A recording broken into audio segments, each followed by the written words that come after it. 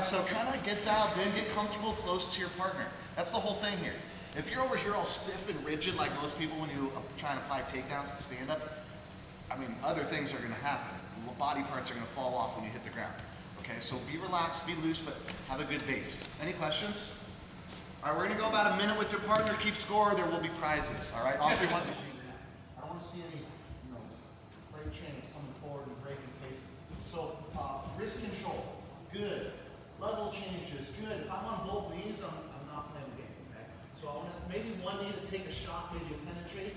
If Alfie's trying to touch my leg, get your hand in there. Bring your leg back. Be able to react. That's the most important skill of this show.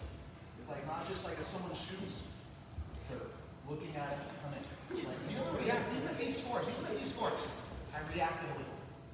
That's the important thing. If you're going to try to apply judo to leg attacks, like when someone shoots in on my legs, if I'm just shooting and I'm not sprawling at all, it's real hard to apply judo. I have to be able to instinctually build in, even if he shoots, just a little bit. Because if he drives forward, that's my moment where I'm going to take my throw, rather than like on my flat foot with my leg in front of me. There's no judo there. So just start building in that down block, that reaction of your lead leg. Remember yesterday, those that are here, if you're right-handed, you're leading with your right foot. If you're left-handed, you're leading with your left foot. I don't care if you switch stances in transition, but kind of understand your best base. When you shoot, when you fake, when you hand fight, when you snap, all those movements should be based on like your lead leg being your strong leg, okay? All right, right foot hit the mat. In this case, I believe it's better for you, like in theory or the concept I was talking about yesterday, judo versus wrestling. Well, wrestling, your front foot is a little bit heavier, and judo, you want to have a little more weight on your back foot. So you can use that front foot to sweep and trip, right? So we're gonna use this with our foot in front. If our foot is in back, we're gonna get snapped, and if we get snapped, there's nothing to stop our hands from hitting the ground, right? And we lose. So anything other than the bottom of your foot, if it touches the mat, you lose that point, okay? So I don't want to see anyone who's getting thrown grab on and pull them down with you. Like, put your foot down, like, instead of getting thrown. If Alfie's looking in and reaping for like, oh, so no, I don't want to see anyone like get desperate and say, if you go, if I'm going, you're going too. Give up. Step. Play again. Or if you're going to get thrown, break fall, rather than like create an injury on both sides. Okay, so left foot's on the mat. We're kind of hopping and using our sweeping leg to make contact in certain ways to break balance. Make sense? Any questions? Do we all need to play this right-handed? No, we're going to go both sides, but let's start with the left, our left foot on the mat as righties, because how many people are here are right-handed? The majority. So let's start with our better side, and then for that next 30-second go, we're going to switch. All right, on 3, 1, 2, 3. Left over. I'll get a little more detailed later, but for now, we're just going to more like look to get to a place. And for now, I'll give you a couple tips, but let's just see where this ends up from like an ecological standpoint, where we always have to be chest to chest. I don't want to see anyone's head going here. You lose. So you have to like get got instead of bailing. So it teaches you some things about yourself, right? You're not just defense. If Alfie's pummeling the double unders, I got to be able to find my way to that other side underhook and force the switch over, right? So if I'm going for double unders, I should probably break his balance a little and look to like find that opening, right? So we're going to kind of play that, where I don't want to see anyone bailing if I'm going to get got or putting their head down. So stay chest to chest, head up, lat, tricep, and we're moving. Try and stay in like a 2 tatami radius here, like 2 mats. You use your feet a little. I'm not looking to take Alfie down. I'm looking to break balance, create a little space to touch my own hand underneath both arms to work for that double underhook. Any questions? Coach, the double under is the Yes, the goal is right to here, for just a touch, right? You just have to touch it. It doesn't have to be like, I got you for 3 seconds. Just get to there, that's a point, okay? So if Alfie's pummeling and digging here, I should probably try and keep my underhook high. If my underhook starts sagging low, it's difficult for me to ever recover that. So make sure that's a goal here. Whoever's underhook is higher usually has the advantage. Just like yesterday, if we were here and we were talking about our lapel and our sleeve grip. If I could get my shoulder free of his like grip and start working this thing down by like manipulating my gi, it's the same thing. Like I have more control of his head. I have this side control. His power hand is weak. So if I could like get that underhook low, look how easy that pummel becomes. Make sense? Yes. All right, we're gonna go for 1 minute goes. Keep that 2 hands on. Things get slippery. People are repositioning, people are changing their momentum to different angles where I can't just like lock someone in. So I have to learn a lot, I think, to like find your core competency, your best thing, whether you're tall, you're short. So I'm gonna try and go through a lot of 1 or 2 things. Stick, awesome, I did my job, okay? Okay, so Alfie for now is on his knees. He's gonna put both hands on my shoulders. I'm just gonna practice and learn how to hand fight a little bit through like training wheels, how to snap, how to go behind, how to create like wrestling transitions in your jiu-jitsu, right? Rather than just like whacking and holding on real tight and ear to ear where there's nothing happening and you're expending a lot of energy. This is a little bit more fluid where you're moving position to position, and we'll go through all those little finer points. So for now, Alfie has 2 hands on. I'm gonna bring my pinkies into Alfie's armpits, and I'm gonna start my snap by lifting my shoulders and then bringing my elbows up. Almost like you have a towel, you're leaving the beach, it's sandy, and you wanna like smack the sand out, rather than rigid and long or even short on the wrists. I'm starting in these armpits, bringing my elbows high. I'm sliding down to his wrists as I snap down. So there's this motion. I'm gonna bow my back a little, breathe out, and get all those things working together. So that's my snap, okay? So being able to get those hands really firmly to the mat, rather than what's common is like these wrist snaps, which don't really break your opponent's balance to set up the next thing. Whether I'm spinning, shooting, going to a pummel, going to a front headlock, all these options we're gonna have. So my pinkies are on these armpits, my arms are elongated. I'm lifting my shoulders and elbows first, and then I'm bringing those down at a whipping pace. Right? Breathing out at the end. Right? So that's how I want to build my snap. If Alfie reaches with his left hand, I'm just going to reach with my right and do the same. He reaches with his right and snap. So it's just the same thing.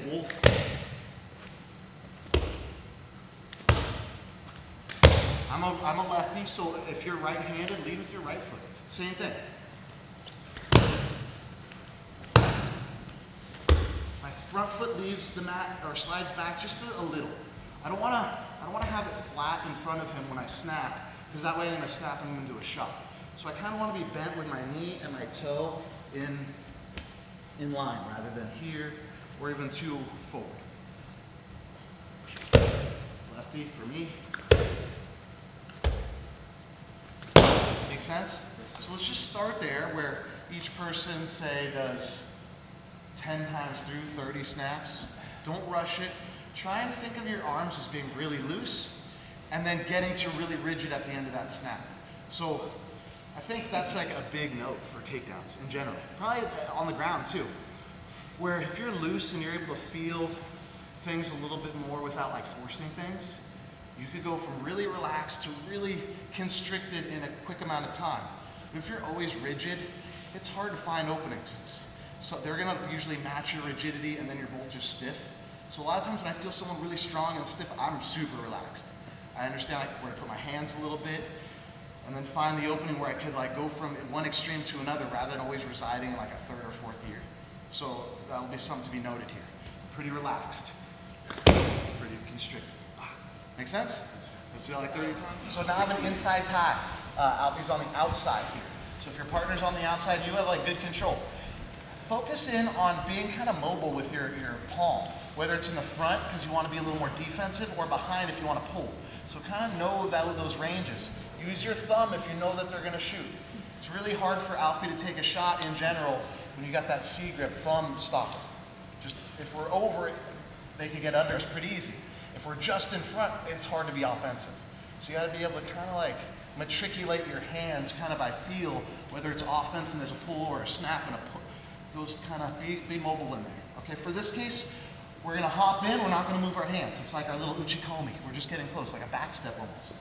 And on the way out is when our hand goes down to the head and we snap, okay? So try not to rush it. Try not to step in and go to the head because they're gonna constrict and that snap isn't gonna be that good. Just because they know what's coming, or they're gonna, usually if you put your hand on their head, they're gonna constrict. Okay, so keep it inside. Do a couple feels where you're going in, you're going out. And on the way out, you go to the head. Snapping down, kind of very similar to what we just did. All right? So let's get 10 on your power side. I'm a lefty, so it's gonna be on this side.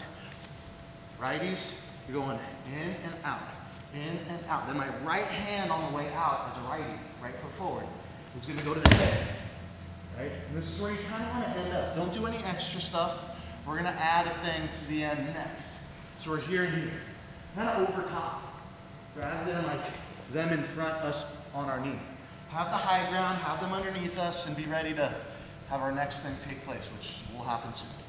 In, 1, 2. Out, 1, 2. Make sense? Yes. Any questions? If it's just well timed, it can put someone down underneath you. And the quickest transition to get back control, rather than like front headlocks and just attacks for jujitsu up front to sneak to the back, is going to be this little like waiter rotation. My old wrestling coach, Jason Kelber, NCAA champ, got me out of arm dragging from this position, which the higher level types, the arm drags are easier to counter, and just it's a way where they can pop up even. So we'll go through all those little intricacies, but I want to make sure that we all establish this little transition today, where whether I'm snapping from the outside and I'm on top, or I just finished my snap and I'm on the head.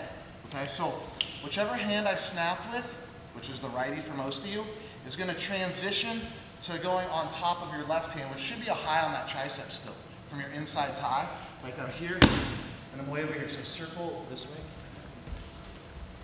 This is the position, my elbow or forearm, right, is on top of his neck and head. So it looks like this is super shallow, and why not just go here? But a bunch of reasons. Like I like it when people arm drag from here because I know I could get out. But in this case, this is a much quicker back take to control. So I'm here and I'm here. So this is open. I'm gonna keep my head turned, and I'm gonna rotate by not really like crossing my feet or doing much, but just by shuffling, that movement. With weight down. If he tried to lift this arm, it's very difficult. Just with that kind of pressure on his neck and tricep. If he does lift his arm and he gets to my leg, it's easy to backstep because this hand acts as like a crux, something that's gonna prevent him from like coming up into a double leg, which is really common and hard to do. If I was arm dragging here, he has much better of a read on that double or that re-attack for wrestling. So we want to kind of take that away when we snap. We're here and here. We're circling. Very difficult for Alfie to even face me here. I have like a good angle, which I'm going to win. So we're going to develop that little movement where our forearm goes into that tricep pretty high and shallow rather than down low. And they're kind of on top of your own hand. So here, right? And you could become much more athletic in your transition once you get good enough at like hand position. I could be able to, just cartwheel over that arm and take the back, right? There's a lot of options. If he's coming up, stands all the way up, come down this leg, and it slides me into a perfect double. So those kind of re-attacks are super common at the highest level of wrestling, where a snap, transition, and they come up, leads you into a perfectly timed double leg. So you don't have to really penetrate underneath someone. So that's my favorite times, is to get someone head underneath me no matter how, whether it's a fake and a snap, and I have that little assurance. Rather than repositioning my hand, they might throw their hand in the air as I circle, and it's like, whoops. Or a peek out, or just different options for them that they'll have. So, lefty, right here, step in, snap, right away. Either to the hamstring, or all the way through to the back, if you see it there. A lot of times if I know the snap, they're gonna be coming up, I'm going right to the hamstring. If they're on their knees, a lot of times I'll go to the foot. So if I snap and I'm here, that's my next play, or even here if I can reach it. Because it's difficult for him to run away and get up as I transition if I have foot control, and I can throw hooks in easy, and a lot of options for control after the fact we've gained back control, right? Any questions? Let's just play with, yeah. And I don't want to track too much, but the first thought that comes to mind when you're kind of crossover like that is that he's going to like duck out, peek out, whatever, that way. Is that something you're thinking about, or is that a realistic defense for him? It could be. I mean, for someone really good, if I'm here and they look to peek out, it could be, but I just have such an established angle. That's a little different than when peek outs work well, when I'm square. Even for a front headlock, peek outs still work. But I'm all the way over here. So no matter what, if it's more of a short sit attempt than a peek out at this point, and not have just like good control. All right, on 3, 1, 2, 3. Cool. You see how right again, using my snap. If I reach first, that's my inside control. That's how I'm going to my snap. He reaches first. So just kind of see those transitions. You can do that if we're like jujitsu fighting. A lot of times that's where short offense comes into play. Like if you're able to get their head beneath you, awesome. You can choke obviously and have jujitsu transitions, but a lot of times, you know, people are attuned to that. So I'm looking for an angle right away. If we're both kind of like meeting, you know, there's my transition to the ground. So you either do that from them reaching or you reaching in and snapping. Make sense? Yes. Yeah. For when you have the outside control, there's a bit of a transition there, right, between when you have to actually hit the ground with your hands and then you're diving in rather than. You're gonna be surprised. You know how much opportunity there is. Yeah. Especially tired people. If we're both standing and they are tired and kind of like driving, that's like they need you to stand up. You know, usually it's like that's a great time. It's like, that's not. In the same position. Same position. Cool. I don't think it's especially in basic, like to circle and like, you know, self-preservation basically. I snap, my hand goes to the hamstring. I circle my feet and I just drop my other hand to the leg. You see how I'm not really worried about grabbing my hand just yet. I personally like this kind of a double leg and to cut in front with my body rather than keep spinning and moving. So when I kind of almost, you know your karaoke steps when you're warming up, but just a front side. Where I'm turning my hips and running in one direction, but my upper body is still facing him or them, right? So I snap, boom, outfit comes up. You see I'm crossing my feet a little bit? You should be able to slide right into side control or step over in a mount or look for transitions for submissions. Because if you do this enough, you know how this ends. You know where they're gonna be. Most people have 2 or 3 options, where they stay facing you, or they kind of push away and give up their back to get up, or they're looking for like half guard guards. You'll feel all those plays here. When you snap, right, so practice that transition where you slide in, side control, and then kind of play with the other finer points. But most importantly, there is a shimmy with your shoulder. When you want to get this angle after your snap, having your face, you see how I like lower that shoulder? I'm not just reaching with my arm. That's going to be hard. There's a little bit of like a maneuvering, which you'll feel. Snap. Now I'm just running it in front. Windshield wipering those legs, sliding into side control. So you can see that from, you know, we're just on our knees maybe. Just from a low level, right? It doesn't have to be from your feet for it to be effective. All right? Any questions? Are we going through the whole takedown? Yeah. Start with like where I put my hands and then start moving your body. So from your snap, whether you're on the inside, boom. The basic steps. So the uke plays a big role here. If Alfie's snapping me, I gotta circle and look for freedom. Makes sense? So those require someone paying attention on the bottom. All right? On 3, 1, 2, 3. I'm not snapping. I'm passing an elbow. So, you know, for an old guy like me, I like to not have to go underneath people a lot, just as far as when I'm going takedowns. If we're already grounded and I'm underneath them, fine. But there's a lot of trauma that could happen in that space, right? Where if I'm going underneath them, they sprawl, or I'm out of position with just a little thing. Like just recently, John Jones tore his pec, maybe a year ago now, but in one of these kind of scrambles where it's like falling weight. So let's kind of prevent that as far as we're not going to go underneath much today. We're going to be on top. Okay, so with our snap here, let's have our inside tie move around a little bit and understand like the intricacies of that, right? So when I do my fake, I want to be able to kind of like dart at a knee. I don't want to like long reach, slow movement. It should be like I'm stomping on a bug, and at the same time I'm like making a right angle and like a sword with my hand. Just the threat of a shot is all I really want. It usually freezes them, or someone who has some innate wrestling tendencies is going to just move that leg a little bit as a down block. So a lot of times it doesn't matter which foot I'm shooting at, as long as we're squared. That's my movement, right? So I'm here, boom. My hand now, my shooting hand, is going to come out and around. So you gotta kind of be able to do this movement, like a windmill with your hand, rather than trying to find that avenue where you came from to go back to. Like you don't wanna like try and weave. You're gonna wanna come around. Make sense? So I'll show this righty because everyone's a righty. I'm gonna fake. That's the part I'm selling. I'm framing up a little bit. I'm not like shooting into myself. You wanna make him feel exposed. Now from here, my hand's gonna come out and around for my snap. Now I have my hand that paints. You could come back up, Alfie, that's where I snapped you to. I'm cutting an angle and I'm circling with my hand on that hamstring. He pops up and faces me. I'm sliding my hand into that avenue, cross-stepping my way to side control. Make sense? So you can drill this all together now. I have an inside tie, I fake, I come out and around to snap. You see that? How I didn't need much speed or momentum. It's just like the mechanics of me creating a little void in there.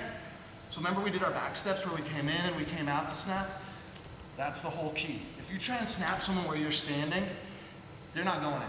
You have to come in and make them react to come back out. You see how easy that area opens up? So play with your inside tie. We have 4 hands on. Okay? All of our hands are connected. I don't want to see the uke kind of just doing nothing. Doesn't mean you're fighting for the inside. It just means you're connected. Relaxed. All right, I'm going to feint. I'm going to come out and around to the head. Snapping with both hands down to my foot, which goes back.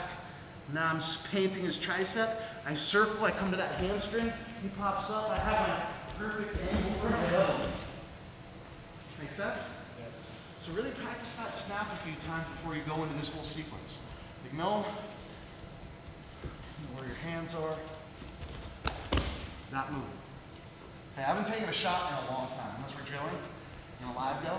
But I have scored more successful takedowns with this movement than any other movement. As far as like tying up and throwing, from aside from that, tying up and throwing, from the outside. There's like a zone where we're kind of, this is it, you know, I have the other side. Just finding a way to get their hands down. Make sense? Yeah. Could I just see left lead? Sure, this is my forte.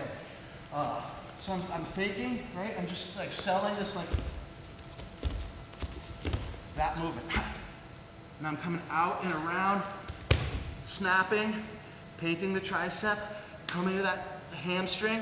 If they're on their knees, because you did such a good snap, go to that ankle. You see how I'm like threading where the laces would be? Because now when I circle, it's hard for him to circle. Right? You see that? Now you could like start looking for ways to control the back without having to do it all. Because your snap was so good, right? All right, on 3, 1, 2, 3. We have to understand a few things about like stances and what is it, righty, lefty, and this is like, you know, almost everything I was at Seattle game yesterday.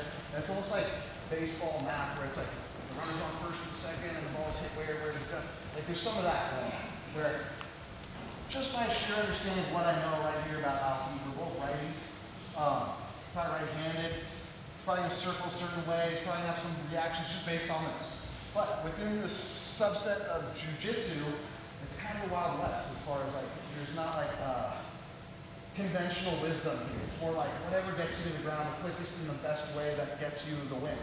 You're seeing a little less of that. I showed a lower level maybe, you see that. But I think at the higher competition level, you're seeing more takedowns employed and strategy on that side.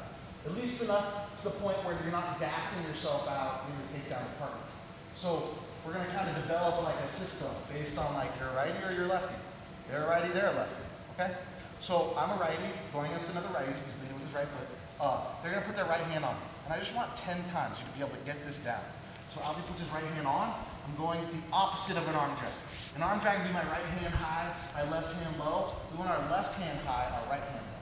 Just kind of like making a grip. So Alfie touches. Just getting a good feel of that.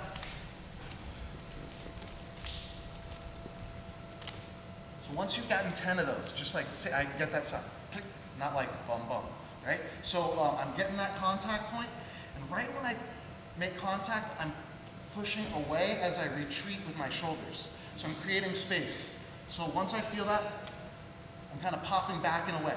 So get 10 more of those.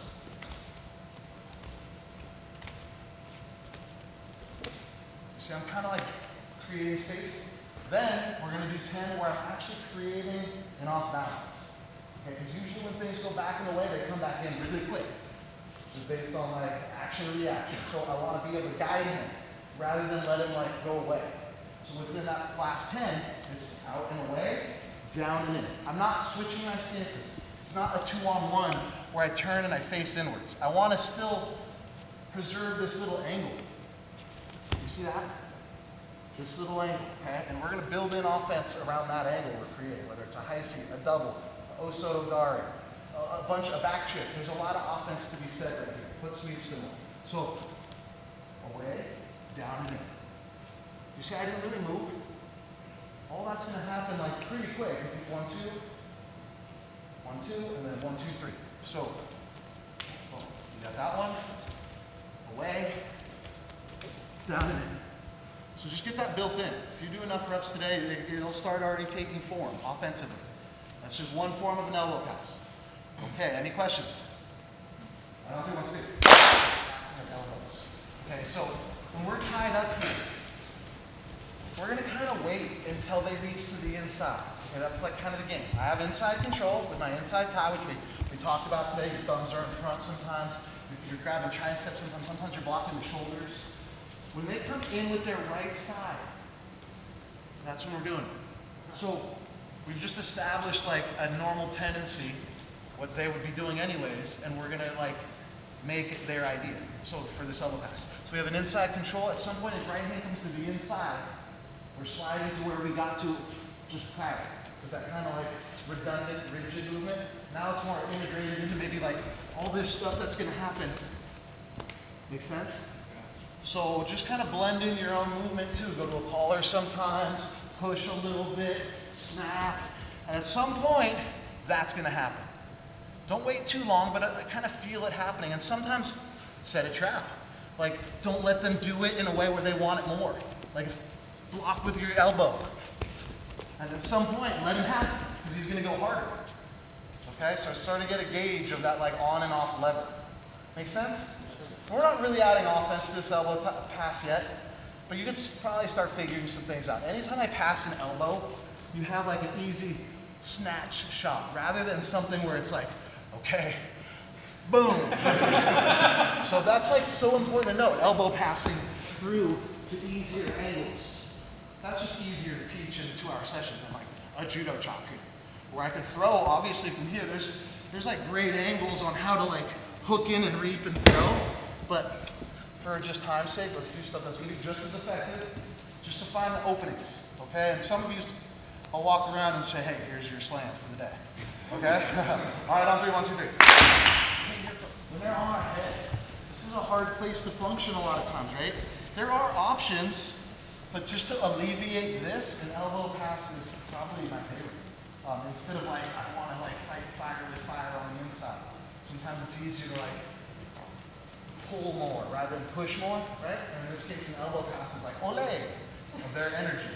So if I feel a heavy collar tie, a lot of times I'm just bowing out to my elbow pass. It's a little different one here, where I'm finding an angle by pivoting and rotating to like that 90, and then I'm pulling his elbow down and in as I bend. So his elbow should almost kind of like mirror lock a little bit on the onset of this. And this is one I suggest you did on both sides. This is probably the hardest elbow pass of all the 4 or 5 I did. Let's say the easier ones is kind of the one we might have done a little bit, where we snap, but then the elbow kind of rotates out rather than just straight down. If we snap, it's more like elbow passing it through. But in this case, it's like we're alleviating a heavy, stronger person who likes to clinch and kind of like hold you at bay.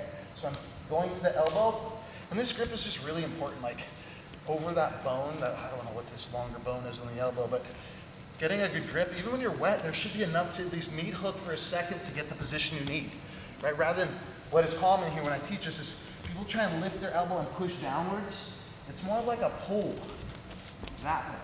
I'll go with his left, right? And holding it out there is right. And if it's really strong, you know, right? Finding that angle, and then started adding offense to it, you know? Being able to find on the back side of those elbow passes how we're going to score. Whether it's like leg attacks, kind of downwards, or shooting to the far side based on their reactions. That's where you see a lot of high scoring opportunities. Just passing an elbow, right? Sometimes finding like other entries. So just conceptually, elbow passes. If their collar tying is hard, you're kind of rotating and pulling it down and across. Right? You're still having like opportunities for attacks. Right? So just keep that in mind. We did a couple of them. I don't want to go through all those as far as letting you work on them, but those are good food for thought. Because it's hard to just score in front of people, right? It's easier to just sit here. But if you learn a few effective ways to just get to there, a whole new world opens up offensively. Or it makes them overreact and do dumb things. And then you capitalize off that. If you have a good system of hand fighting and balance, especially on one foot sometimes, people are going to be like, you know what? I'm going to do something. I'm going to do something dumb, and then you could capitalize. Rather than know all the offense in the world. Just if you have a good foundation, you understand how to fake, to snap, to get down to it, like all the stuff we did today a little bit. You'll be a lot better off, and someone's going to be like, seems like a lot of work. And you just sit. And then your passing game. Okay, so I want to get us to use our feet a little bit. I'm not going to get in total detail of all the drills you could do to establish perfect timing, but I want to get into some movements and some moves, and how to get them underneath us. We don't have to really foot sweep them and throw them to their back, but just a good way to get what we already got today where we're there, with them down. Either a front headlock or this little circular waiter pass. So let's go with Sasae, Tsurikomi Ashi. It's a foot prop. There's a lot of ways to cut this from whatever tie-ups. But for now, just so it's a little easier for us, we're gonna go with a good pummel, and we're gonna circle and rotate using our foot, our right foot, with our right hand on the lap. When you get good enough, it really doesn't matter which side you're tying up or how, at least, as long as you can create this circular momentum, right? Whether we're like doing it, or we're making contact right below the knee, in between the ankle and the knee, on the shin with the bottom of your foot. So a good drill I like to have people do to learn this is to rotate your hips and lift your right foot. So it'd be that, rather than like trying to sweep something in front of you. So it's more at a vanishing point on the right of you is this Ashi Waza. So yesterday I touched on a little bit, my godfather Mario Rubio, this drill of turning your hips. The same is true here. You want to be able to hit this to your side, rather than like in front of you where you like pull them on top of you and you pull them out. Because that's a common thing. If I do this wrong, Alfie's hand's going to be there meeting my leg, which is going in the wrong direction. And you're going to be taken over pretty easy. So you got to learn a few important notes. I'm turning to my side. I'm lifting my foot. My right foot should not be heavy or weight bearing. It should be close to the mat, but turned and flipped. From this position, I should be able to circle, as much as needed to follow it. That's usually going to go the same as this Uchimata we did yesterday, where it's almost like a coil that makes it work rather than a big explosion. It's more like I get to where I need to get to. My contact is constant. It's not one off. It's like sticky and with them throughout the whole thing. So we're going to have a right underhook. I use this reference too much, but the movie Roadhouse, the old Roadhouse. Patrick Swayze, I think 3 or 4 times incapacitates someone. Before there was good maybe screenwriting for fight scenes for the UFC, but boom, they're done. That's what we want to do here. We want to be able to lift that elbow. I see commonly the mistake is like in view falling backwards. Instead we want to rotate, lifting that elbow. And just make contact 10 or 15 times. Circling to your left, turning your right foot. As an uke, be okay staying and facing them. I don't want to see anyone do your right foot off. Oh, go for it. Doing that, like, stick with them. Let them get a good feel of this. So while he's doing it, let him make contact and then kind of step over, keeping your balance. Go again. Good. Lean back a little, rotate a little. Good. Stay sticky. Good. Nice. So letting him make contact instead of like hopping over it or turning and saying, oh, that won't work. Well, let them get good and we'll see. Right? Make contact. Have that thing touch every time where you want it to touch. Get those fit-ins. Get a good feel of it before you start, doing these extra things with your upper body that are more based on your knowledge of the move. Get the movements down. Make sense? Let's set for like 5 minutes. All right, on 3, 1, 2, 3. Toe in. Try and use the little toe. You should be able to see your little toe. You want to have like some cushion for that. You don't want to hit shin to shin. That's going to be bold. That's going to be terrible for bold. So rotate, turn your hip, get the bottom of your foot making contact no matter what tie-up we're having. For now it's a pummel, okay? Now keep it going. Make sure it's the bottom of your foot. You're turned a little, you're rotating, you're making contact. All right, on 3, 1, 2, 3. Getting them to break their balance, which we're worried about. We're not really going to learn how to slam them here. You know, so that would be awesome if, you know, every time we did this, it's on their back. But that's a big learning curve just to get to there. As far as falling together and enough control of yourself to make sure no one gets hurt. So in this case, we're going to go with the self-preservation round, where Alfie feels himself going and puts his hand to the mat, maybe even his elbow, maybe he circles around based on the reaction. So you do your Sasae, I'll react to that. Right? That's real common. Especially if someone's kind of leaning in, that's what we want. We want just to be able to sell this a little bit. Okay, so when we get to here, we feel that balance break, we're going to bail with our underhook to a chin strap. So right when we feel like, that's the feel part, not the slam part, laying chest to chest, so an injury happens. Our feel of the balance being broken and staying in front with the chin strap and a tricep. From here, I want one snap and then the same movement we practiced. To be able to transition from a front headlock to this little waiter thing. Sometimes that's difficult. But sometimes when it's the most difficult, it's the most readily available option.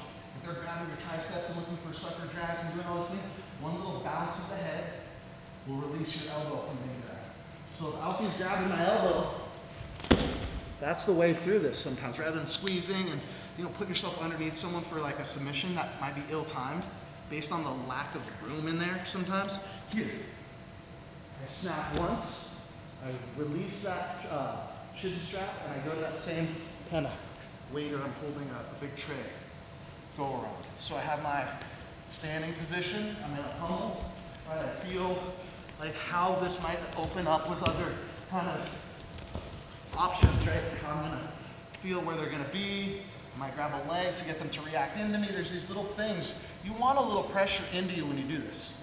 So there's like a good level of off balance. That's the hard part. A lot of people don't want to be off balance. They want to have both feet on the mat. But in this, you're going to have to like steer it to your best result, which is I'm off balance a little bit. I'm leaning back and rotating. Right? Right when I feel them bailing, I come out in front, chin strap. Of course, if you have finishes, whatever that might be, we'll into those too.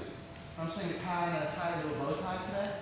If we're getting him down with, you know, a trick to be able to find out how to make it all together, right? It's all one thing here. If we're passing elbows, we're using our feet, hand fighting. We want the best, easiest objective, which a lot of times for me, yes, it's good to throw and pin people, but anytime you do a big throw, you run the risk of getting rolled because there's so much momentum. Like Uchimata yesterday, we dialed it in real tight so that roll wouldn't happen. But with nogi, I mean, things are just so slippery. So I always like to use my feet to like find out how they can get their head under me. But sometimes a bonus is they fall on their back. So in this case, we're using our feet, making contact, bailing, going to a chin strap, a little snap. And if Alfie starts to circle and come up, we know how this plays out, right? Any questions? All right, let's try it on 3, 1, 2, 3. Throw them, like some people were throwing pretty well, and then let you go, good job. But everyone else was doing front head like well. So in this case, let's get thigh pry involved, okay? So our pinky's gonna be like kind of up here, like up in the stinky area, okay? So right up into here. So if I feel that their weight is heavy on this lead leg, Sasae's probably hard to do. Like if he's really planted here, they're really planted, it's kind of like a fool's run, like don't do it. But if I could get this person stepping back, so a lot of times I'll use like a knee tap to get that leg back. Now I move my hand to the inside, up high like a ridge hand, my pinky high, thumb down, rather than the opposite. And I'm just using my foot and I'm using that thigh pry. Just as like a good lever point for him to fulcrum, for him to go, them to go. So right there. So a little knee tap to run it, hand on the inside. It just helped me along my journey, just a little bit. Gives you a little more oomph where you don't have to be explosive.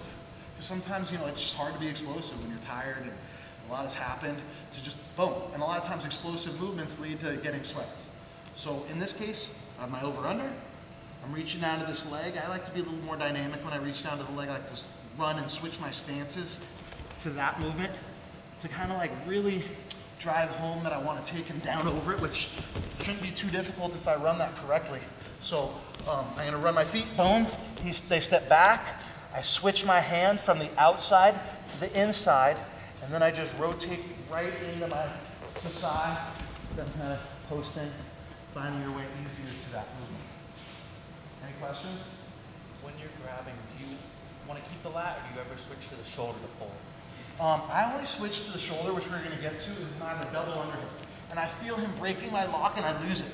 Then I kind of want to be like shoulders, rather than like up here. I want to be up here, so when I do my Sasae, I have a lot more control of where I can rotate, rather than like the lats, which is hard. But up by the shoulders, I can control more. But when we're over and under, a lot of times, it's more that lat that makes it happen. All right, on 3, 1, 2, 3. Hips to each other. Sometimes it's difficult to finish takedowns. It is. A lot of times people shimmy their butt away and break your lock. And here's just a good option reactionary wise. If I'm offensive, I have the body lock and he breaks this lock, I go right to like this double underhook. Rather than like elbows out, hands in, I go elbows in, hands out. So I'm able to kind of turn and rotate by using my trunk and torso and keeping my hands here rather than in front of me where it's hard to rotate. So I pull those things in to get chest to chest. Now I'm using the same mechanics for my Sasae. From this position, it's a lot easier to throw something. It just is. You have more control. It's harder for them to bail. I got these arms propped up. So when I rotate, just practice like playing all the way through. Just safe flies. We're not landing chest to chest as one. If we had a crash pad, maybe, So here, I'm able to get to a front headlock in the same manner. And I personally like to have a front headlock with an underhook more than with an overhook. It's just there's more versatility in how you pull someone underneath you. I have that option. So when I use my Sasae, a lot of times I have like built-in offense from that chin and like underhook going across even. So ways to get to this body lock. Same way, you like level change and find little holes to punch your shoulder. You could use trips, sliding your hand in. But one thing I like to kind of keep in mind in this battle, I like to have little like T-Rex arms. I like to paint my own chest with my hand to get in there rather than like big elbow movements to create lots of space. So it's more like these minor things that are gonna get me to what I want rather than like trying to like make it this thing where it's this never ending weaving thing. Like find out little movements where you can slide in there. That he breaks that lock. Right, I have that front headlock. Snap and get to the same finish we did today, or just another way to get them underneath us. Make sense? Any questions? All right, on 3, 1, 2, 3. I like a good like judo chop foot sweep, so I wanted to start with that Sasae, especially because it's pretty delicate, and if you get that, it's a good probe. It's a good like way to feel, you could kind of spam it rather than like, I gotta go for this one big Uchimata, which is like commitment. You gotta turn, you gotta do all these things, where in this case, you're always facing your partner, so it's super safe, right? But a couple other ways I like to get people underneath me. So when we have like opposite side stances, do you see how I'm leading with my left, Alfie's leading with the right? This is an opposite side thing. A lot of times I like to use my back foot to make contact with that near foot. And sometimes in movement, and then when there's like things happening and it's light, I could get an easy snap. I don't have to like go through that front leg anymore the same way as when we're here and I gotta fake to it. So I'm just using my foot the same way, And if you get good enough, you can find out when that like thing is light, finding where your feet are to make a snap happen. So that's like my favorite kind of shortcut to snapping and hand fighting. It's kind of hanging sometimes and using my feet, just based on like when he puts that foot back down, he thinks it's gonna get grounded, but it's not. And those are just good concepts to go by. And Sasae is a great one for that. Another kind of additive to this Sasae is if it's righty versus lefty again, and we're underneath. You see how we have this 90-degree angle going, and we're fighting in an overhook and an underhook battle. Rather than we're both leading with the same squared like this mirror image of each other. We're both righties technically. In this case, there's an opposite side thing happening. So we can still do the Sasae. But if I'm doing it as the lefty, I'm gonna have to run in front of my partner instead of like get close and then rotate because all the weight's on that foot. So I'm gonna kind of do like a Heisman run, like kind of a cross step. Whatever this hand's doing, wrist, head, tricep, this movement. To cut in front to create that same angle. So I'm like back stepping and at the same time I'm front stepping. So it's not like you're just running and lifting your leg. It's more of like a judo back step to run. So it's 1, 2. 1, 2. Now I'm able to like get that same rotation, right? So I want to be able to create a little circle of off balance as well, rather than like sweeping a timing step, which is a lot more like feel. This one I could just kind of, if I miss it, okay, whatever. I'm not out anything. So I'm kind of running in a circle, a circumference around radius. There, there. So that's the side. If it's just an off balance, that is a great time to wrestle. Because we've done all the setting up with our feet. You know, if we could get this, that's a great time to look for wrestling scenarios rather than the throw or sling, which is important because like shooting from out here is rough. You get stingers, you get dislocated shoulders, you get cauliflower ear, all those bad things. But if we've broken balance in a way where like they're off balance, then wrestling becomes really easy. Make sense? So those are a little additive to maybe your Sasae. Finding that opening. Like yesterday we did with Uchimata, we moved laterally to set up to make that leg light. Be the similar thing with our Sasae today. Any questions about any of this stuff today or anything in general that you might have on your brain? Thinking I might have some answer. Yeah, of course, Nathan, don't you? Love it. I was wondering, if you were in more of a clinch, would you then go here and still do that same forward? Yeah. Okay, so even if both right foot is forward? I guess it depends on your strength. Like if we're in a righty clinch, and it might make sense where you see I'm a lefty in a righty clinch. Now it's like the tie-up isn't as important when you know your strong suit. Like I only do things lefty. So if you learn it, I do pretty good on my right, I do pretty good on my left, okay. But that's the hard thing to develop. To me, like I'm one of those firm believers. I have a few moves to my right as like change-up pitches, but most of my stuff is dominant on the left. So even if I have a right tie-up, a lot of times I'm looking for left moves off of like a conventional righty thing. So I will give up position technically on the hierarchy of needs in positional diagrams. The underhook supersedes the overhook. Yeah, but if you have some movements that can make them be less confident from their underhook with your hips, that's a whole different story. Whereas in wrestling, a lot of people, like I said yesterday, they're not as good as like loading with their hips and rotating and turning. It's more this like sprawl, shot, forward, arch, rather than being able to like use and capitalize what they give us to be able to do our own offense. That's just me personally, but yes, you could go righty and do the same exact thing. Yeah. You have a question. I've seen you do an Ouchi Gari from the nogi style, and then I see you basically cartwheeling out of it as you do it. Yeah. Can you give us some tips on how to train it? Because Sure. I'm very much used on just landing on the person as I do Ouchi Yeah, Gari. yeah. So like in judo, you want full point. So you want them flat on their back. It doesn't matter how you land, you want. Whereas for mixed martial arts or nogi grappling or even gi jiu-jitsu, you kind of want to maybe transition your way to better things. Right. So I have a lot of my competitive clients that I have them circle and pivot to rotate.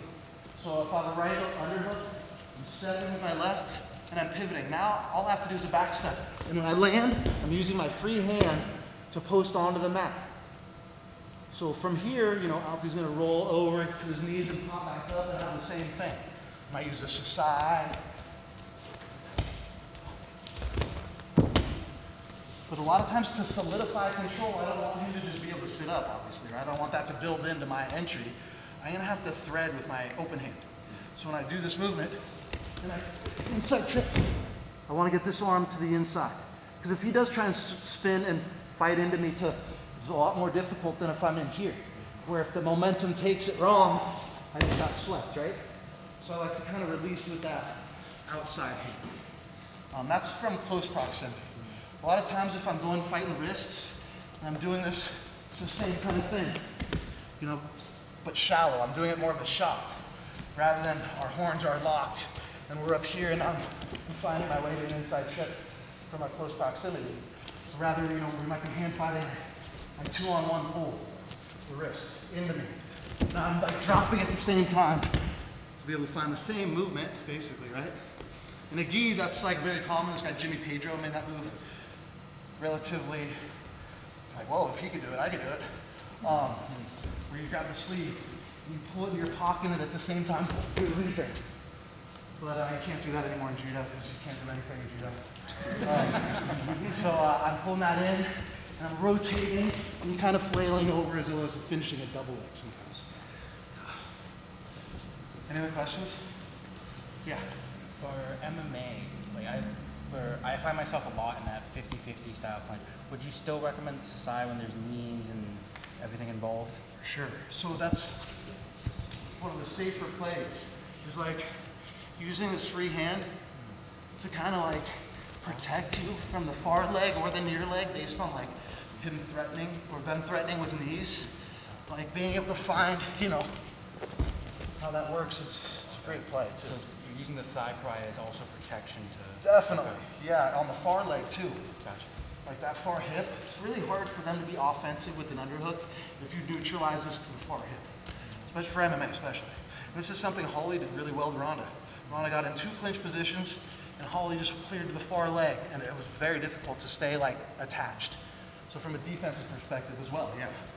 But also just to be able to play that Sasae game. Thank you. Yeah. From the snap down, go behind, and then he builds up and you do the double leg. Could you show, as the person getting double legged, how to switch out of that position and kind of maybe reverse him doing that double leg too? For sure. So like there's a million ways to like scramble out of a double. Like funk rolls, but for basics, and I think for what should be learned first rather than like a cool gimmicky thing off of like a basic foundationally approved movement, a double leg, I think it's important to note that you should concede this a lot of times and come all the way through. So if Alfie's just doing a double leg, a run-of-the-mill whatever double leg, and he drives it, rolling through, give up your back for a split second, I think, instead of like pulling him into this like agreement where you're on top and I'm on bottom in a way that's like doesn't add to momentum. I think use that for momentum. I stop just to like solidify the understanding of like conceding, especially in drilling. But if we're going live, especially a lot of times, especially in this sphere, where that the points are like have to be control based, where there's still, he has to get hooks in or they have to hold me down for 3 seconds, I'm already up by then. So I'm using the momentum from, it could be today's double or any double. Where he drives this and I'm rolling through, coming up and just continuing the roll. Rather than grabbing onto them and ensuring you're getting controlled. So I think that is going to prevent so many injuries, what I just did. Rather than like, I'm going headbutt, knee to the groin, twisted ankle, falling weight in a way that's like forced, rather than, I'm just going with it. I have to at some point concede, my sprawl was late. There's a million ways at the higher levels you could still be fighting, but at this, if I'm going to profess anything in this sphere, it's going to be concede, the double. So if it's today's snap, boom, and go behind, and he's finishing his double. Just like, even if there is control, I fight that incrementally, and I look to use the momentum to get up, rather than like reverse it. In there, there's a million things, yes, but let's like keep it to what I think. If I want anything to change, it would be that in takedowns in jiu-jitsu. It's like conceding and escaping or reversing, rather than okay, I guess I'm side control or quarter guard or something that like I felt desperate and I had to squeeze or something, rather than like okay, let's fight the next battle. Any other questions? I don't know the name of the throw, but I saw it on your like online academy or whatever. And I think it was the underhook, and it kind of like goes in and then goes back. Do you know which one I'm talking about? Yeah. Polish throw, koso gake, uranagi. Is it kind of a bigger? Yeah. So what I find myself is when someone's trying to get like a Uchimata on me, I often kind of almost am in that position, and I sometimes get it going that way too. Okay, so here's the thing, like, Why is he not? if I'm getting Uchimata from like an overhook, if I'm countering an overhook Uchimata, I really don't want to do it. Okay. I don't want to sit on their leg. But if I have an overhook, and I hook in and I rotate and I like throw it, I'm okay with that kind of like sitting. But I don't want to sit on anyone's leg with an underhook. I don't. Like, because I don't have the control apparatus to be able to keep them safe. I'm just dropping my weight on their appendage, which see you in a year, buddy. So yes, there's other things I like from their Uchimata. A lot of things, like back chips. If I'm able to stuff it and rotate and look for that back foot, that's probably my favorite kind of counter. But the lifting thing when they're doing Uchimata, that's a tough one. I feel like that's where a lot of injuries do happen. Is if I'm under and I decide to like sit with a load to launch or to just sit. So if I'm an overhook, they have enough ample space and resiliency where I can't sit. But it's good for me to be able to rotate and bend and look for that same takedown. Yeah. Any other questions? Yeah. For the Sasae that we were doing today, like, can you talk about like some of the common reactions somebody will do to not get tripped? Sure. And we can talk about something to set them up really well too. But, so a lot of times people put their butt straight back. Yeah. And that makes it like kind of a roadblock. Okay, so what I like to do is I like to, without getting countered, I like to fake Osoto. Like something to like, I'm not trying to like just put my leg there and get thrown backwards ever. So it's more like if I'm like doing that, a lot of times they like get that leg back. That. Now I have a better opportunity to find that. Because a lot of times it's hard. You're gonna sit in to pull them out sometimes if they're square and based. But if I get someone threatened just a little, like I'm gonna throw it. If they get that leg out and rotate it. So it's a lot of times I'll just show it. Now I have that size. And if you make contact and he trips a little bit, then he might be on all fours and you just Yes. transition to those other things. So we can kind of add two things together with the Sasae and the double. So whichever way we cut it, if we even just get him to like bend and step over, which like, that's what I would do. If he does that or they do that, I'm into a double leg right away. So if I feel it, I understand there's a little reaction, so you kind of misdirect your double leg, which is more like this quarter angle, where I'm not doing this thing where I'm shooting from the moon. I'm safe. Kind of moving that here lower from here to here. If I'm doing a double from here, it's just really tough.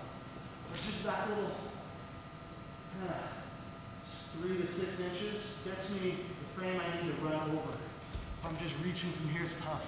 So if I feel that Sasae, that's my double. Snatch that.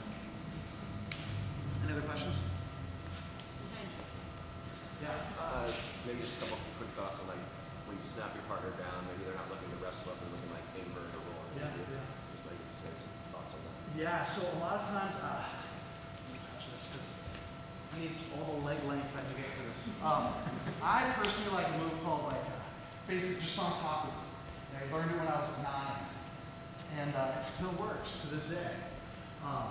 So when I can snap someone down, a lot of times rather than trying to go behind because they're already like rolling or turning in a way where it's very forward centric, I'm trying to catch a triangle on the front side rather than from my back or like more conventional, like a Yoko Sankaku. So if I get into a situation where I fake and I snap, a lot of times I'm just trying to get my heel to touch my knee. So instead of like this while they're rolling and turning and trying to like face me, yeah. Right away, right when I feel it. Right when I feel the snap, I'm getting to you. So the roll doesn't mean much. It actually would help me if he did roll. Like if he did keep turning into this roll, I'm going to find my way and I'll finish a lot quicker. So the basic gist of this Sankaku, if I could teach it in 2 minutes, is I want to get my knee and heel to connect with my hips down and my head high, rather than this, where there's not much pressure on his neck or the thread of the choke. And another important thing, to circle this way, my knee is not bowed out and I'm not like laces down. I'm flat on my foot, kind of knees parallel, hips forward. From this position, you could take this 3 ways, based on that. I like to go conventional, which is back behind my planted foot to switch my legs. When I grab that arm, make sure my bottom leg is nice and shallow under his head. Not really under his neck, not under his chest or back, but under his head. Now this squeeze is a lot easier to make. Rather than it being a shoulder thing where his arm is up, I like to reach up for this elbow or wrist and pull it right in front of his jugular, just to like, it's choking himself, that arm. Now I could tap this near side, or I could come under this. I like to come to this as my final resting place, because it's hard for them to face me. But if I'm just squeezing, sometimes that's the way out, is facing. But they can't do that when I grab this foot and I duck under it. They can't like turn inwards. And that's the main way to get out. So one more time. I snap, maybe happen, boom, and I'm instead of like looking to circle, which gives him a little window, right when I snap, I'm getting my knee and my heel touch. I lean back, I grab this arm, I switch my feet, grab this tricep, get that lock as shallow as possible, and then I look to like kind of pin. If I could pin him, the finishing rate is way higher. If we're like, he's like turning into me, or even turning away from me, it's harder to get this finish.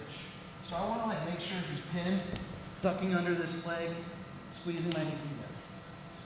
So I use that in a ton of scrambles. Like especially when I'm up top, right in here, in front headlocks, or kind of this position, I'll just pull it in and read. Wrestlers usually pop up. And that's fine, not up here, but more head high, I read. I'm gonna roll through and be able to get the same result. So it's the same movement, same thing, but a different entry point. And also from that situation, reverse Sankaku. So probably what's most likely to happen is I go to my right hip rather than fall over my back to the left. Pull this elbow to me, behind me. I don't want them to like go here because that's just really hard for my stubby legs or anyone's generally. I want to pull his elbow behind my butt, sit and grab my own foot, get that lock just from this position. Now from here you can't finish, but I like to just get this roll to happen the same way and then I'm transitioning to the same movement. So a lot of ways to slice that, but that's one way I have found like the massive guard player to be deficient in when I'm on top there. Is I'm not trying to take your back anywhere. Like if I'm snapping, I'm going right to this because I can't roll anywhere. Now it's like I have all these different options of how to finish. If I want to like arm bar, right there too. Yeah. Any other questions? Sankaku Jime in 2 minutes. All right, well, thank you guys for all coming. Humbled, this many people would come out on a Sunday, so thank you guys. Hopefully it was a little bit for everyone. What else? Oh, I have like some shirts I brought. If you guys want one, they're a little QR code, you could buy one. But otherwise, let's do a picture. I have to kind of lead this, Sonia's out of town. But, and then maybe say adios. But thank you again.